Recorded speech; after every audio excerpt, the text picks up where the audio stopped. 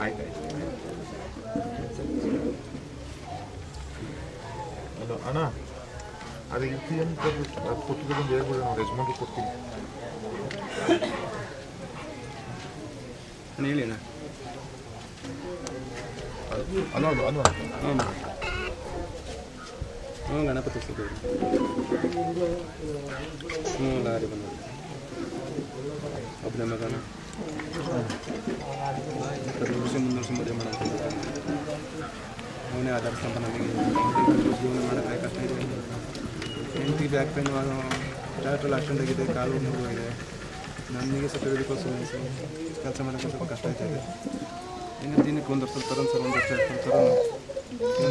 ಈಗ ಬಿಲ್ದಂಗೆ ಆಯಿತು ಜೀವನ ತುಂಬ ಕ್ರಿಟಿಕಲ್ ಆಯಿತು ಈಗ ಕೊಟ್ಟಿಲ್ಲ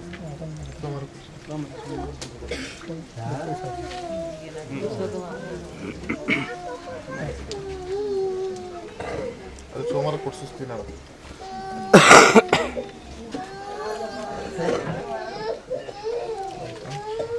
ನಾನು ಮತ್ತೆ ಗುರುವಾರ ಶುಕ್ರವಾರ ಮತ್ತೆ ಬರ್ತೀನಿ ನಾನು ಸರಿ ಅಣ್ಣ ಗುದ್ದಿರೋ ಲಾರಿಯವ್ರಿಗೆ ಏನು ಪನಿಷ್ಮೆಂಟ್ ಆ ಥರದ್ದು ಏನು ಪರ್ಮಿಷನ್ ಯಾಕೆ ಕೊಡೋಂಗಿಲ್ಲ ಅವ್ನಿಗೆ ಅವ್ರ ಕಡೆಯಿಂದ ಕಂಪನಿ ತುಂಬ ಚೆನ್ನಾಗಿದೆ ಅವನು ಮಾಡಬೇಕು ಅವ್ನ ಕಂಪನಿಯವನು ಮಾಡಬೇಕು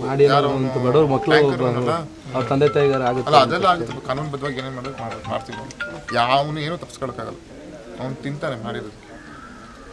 ಲೋಫರ್ಸ್ಗಳನ್ನ ಇಂಥವೆಲ್ಲ ಕುಡುಕುಗಳ ಡ್ರೈವರ್ಗಳನ್ನ ಹಾಕೊಳ್ಳೋದು ಇಂಥ ಜನಗಳನ್ನ ಇಲ್ಲಿ ತೆಗೆದು ಬರೋಕ್ಕೆ ಎಲ್ಲಿ ಪೊಲೀಸ್ನ ತಡಿತಾವ್ರೆ ನಿನ್ನೆ ಮೇನ್ ರೋಡಲ್ಲಿ ಯಾರು ತಡೆಯೋ ಪೊಲೀಸ್ ಇವತ್ತು ಇಲ್ಲಿ ಬರಬೇಕು ಅಂದರೆ ಬೆಳಗಿಂದ ಅಲ್ಲೆಲ್ಲ ಒಳಗಡೆ ಬರೋ ಬೈಕ್ ಬಿಡ್ತಾ ಇಲ್ಲ